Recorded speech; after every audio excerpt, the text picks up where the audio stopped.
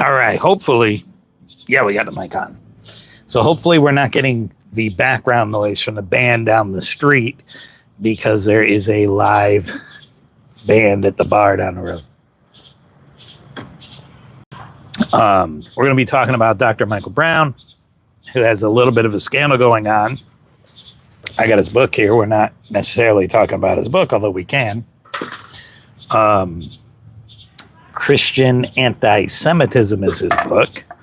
But we're drinking some, what's this, Glenbalvenie Doublewood, 12-year, good scotch.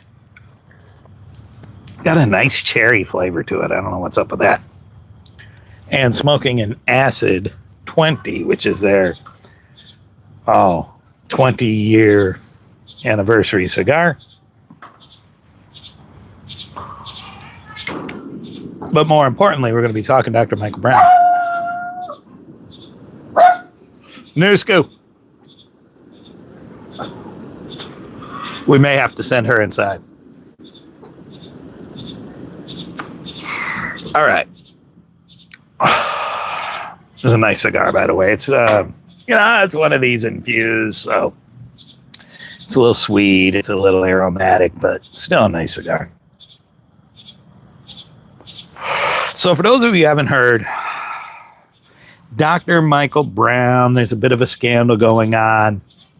Now, we have to be careful how we talk about this because I don't want to minimize for the victims, and there clearly are victims, and it's not just the two women involved. I don't want to minimize what they've gone through, but we also need to treat Dr. Michael Brown fairly, and that's important to me as well. Now, Dr. Michael Brown is a Messianic. I disagree with most of his apologetics. That's neither here nor there. Dr. Michael Brown is a Jewish Christian. I say he's Messianic. He's more of a, what is it? What's the words escaping me? Like Assembly Pentecostal. But either way, he has Messianic leanings in his teachings.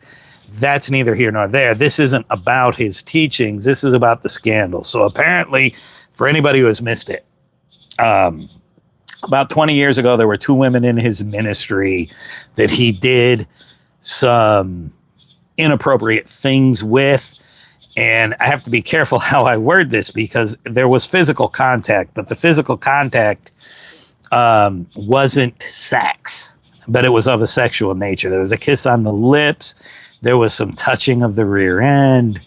What was the other thing? Anyway, you get the idea. Now, the bigger problem is that one of these women was not only involved in his ministry, but married to a man who was involved in his ministry. And so that's a whole nother victim altogether. The husband of the woman that he's having this inappropriate thing going on with is another victim altogether. But here's the thing about this. It was 20 years ago. We have to understand that. And there's a lot of people coming out saying that the way it was handled 20 years ago, that not enough was done.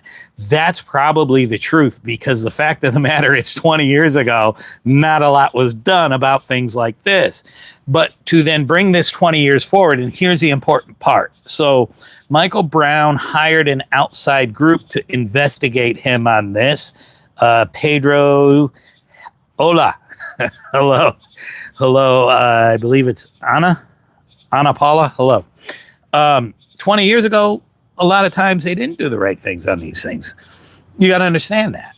The point is that it's been 20 years since, and he paid a group to do an investigation here, and they did a deep dive on him, and they're not reporting anything that they found more recently. So what this would tell me about Dr. Michael Brown is that he's human, right? Now, that's not to excuse his behavior. What he did was wrong, but this was, in fact, 20 years ago, and you have that 20-year gap where nothing of this sort seems to have happened. So that would tell me, just looking at it personally, that would indicate to me that he made some mistakes, right? That this isn't his character. This isn't the way he typically behaves, where he has these inappropriate relationships. And he's still with the woman, and thanks for the likes there. He's still with the woman, his wife that he was with at the time. And so he worked to repair the relationship. I don't know. It would seem like he was probably going through something at the time in his marriage, and he's worked to repair that. And he's gotten in a better place now where he's not continuing on in that type of behavior. And I think that is a good thing that we can say on his account. Now, I know Mike Winger has said that he kind of misled him as to what happened. But folks, we've all tried to put the best spin on anything that we've done that was inappropriate and things like that. I'm just not getting caught up in it. I'm really not. And I think that ultimately, I've always had a sort of, again, I don't agree with him religiously, but I've always had a, who will win the 2026 World Cup? No idea. Sorry. You said you're Brazilian. Okay, Brazil. Does that give me a like or a follow? But with Dr. Michael Brown, we don't agree on our religious views. But I respect the guy. I think he's a good guy, and I think he made mistakes. At least it got me an LOL, right? He certainly made some mistakes. There were things that were done that were wrong. And you know, he should answer for that. But again, it was 20 years ago. Now, I also want to take this opportunity to point out that in his book, Christian Anti-Semitism, which I have, chapter 5, folks, he deals with Noahides, right? And there's a conspiracy theory that goes around about Noahides. And unfortunately, this conspiracy theory gets pushed by people like, and I like the guy, I'm not ripping on him, but Rabbi Asher Meza, where, you know, Noahides can be executed for certain things and Christians could be executed. Well, in this book, if you go to chapter 5, sorry, I'm rocking the table, but if you go to chapter 5, Dr. Michael Brown deals with why all that is wrong in great detail and why it's factually incorrect, right? Now, he calls it an anti-Semitic trope. Rabbi Asher Meza is a Jew. I'm not accusing him of being an anti-Semite, but I also think that Michael Brown makes a good argument in this book that it is, in fact, an anti-Semitic trope. Now, anybody watching, you have thoughts on the Michael Brown thing? I'd like to hear them. I could respond to them here in the comments. And yes, when I'm home, listen, I got a motion activated light and I got my dog out here. So she's going to set it off from time to time. Sorry about the lighting, but any other questions on the lines of religion, things like that? Because I'm getting soccer. Okay, hey, try a video game. Good person video game community. The people like you. Hey, I don't do video games. This is what I talk. If people don't like it, they can tune out. I talk what I talk, and I don't know anything about soccer. You asked a question about soccer. I know nothing about soccer, but Brazil generally does quite well in soccer. I know that much, and the U.S. usually doesn't. So that's what I can do with that.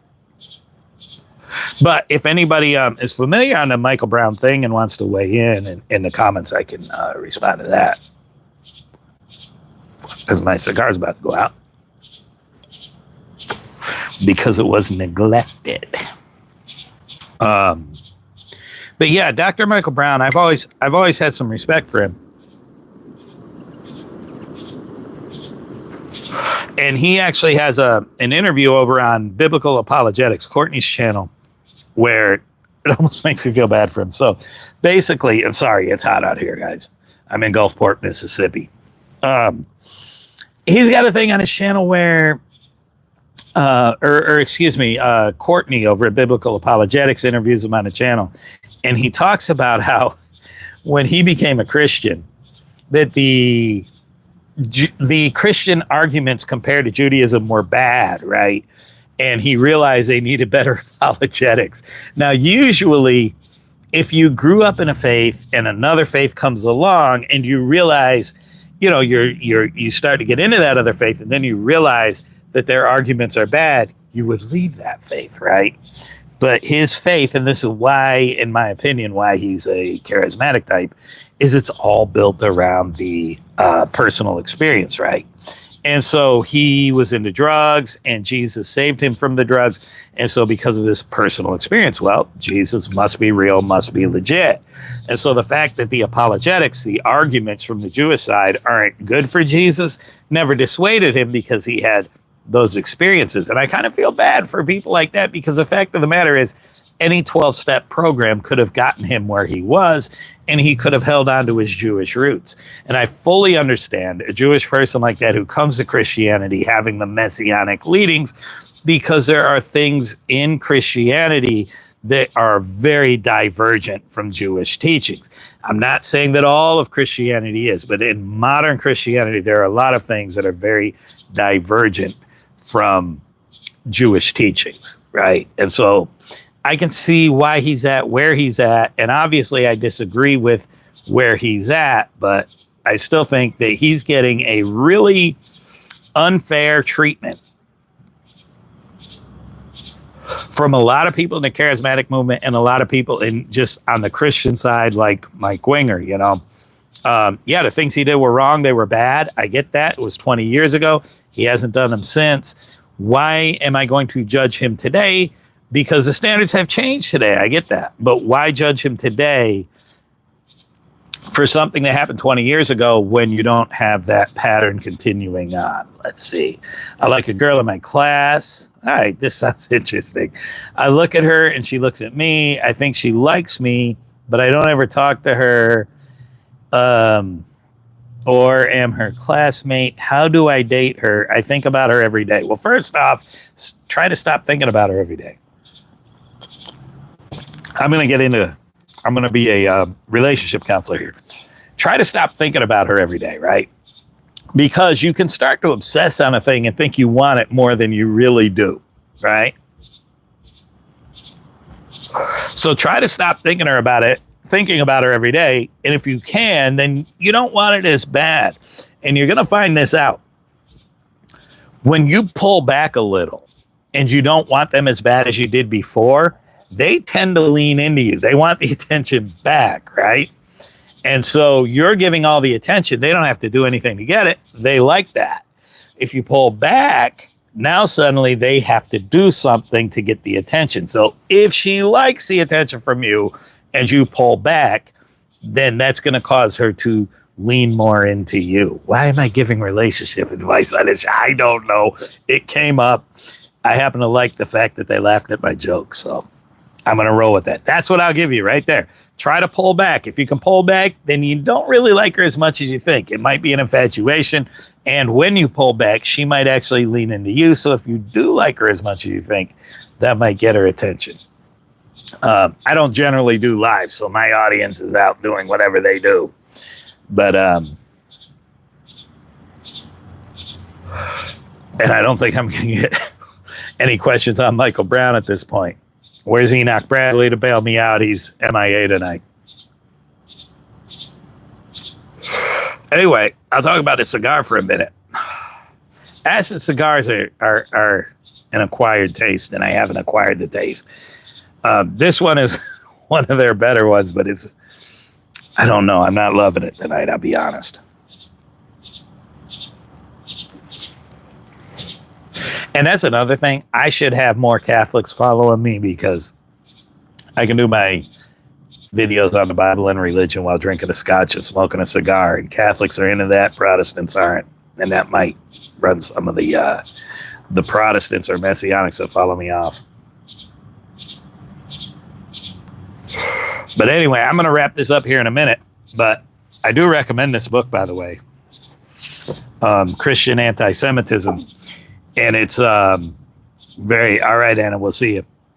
It's very relevant to modern time. And by the way, Anna, I appreciate all the hearts and the laughs and everything that you've given me on this video. I do appreciate that. This book is a very good book because it deals with a lot of modern political issues in the church. So I do recommend the book, especially chapter 5. But yeah, let's cut Michael Brown some slack. Even though I don't really agree with his religious views, let's cut him some slack. I think he's a good guy, and let's face it, 20 years. This isn't a pattern of behavior with him. This is a mistake he made 20 years ago. And let's have a little understanding and cut him some slack, all right? I'm going to cut this live off. I appreciate everyone who came on. All right, so like I say, I love you. God bless your family as well, my friend. Thank you very much for joining, and I hope you gave me a subscription there. All right? All right, we'll catch you guys later. Thank you to everyone who joined.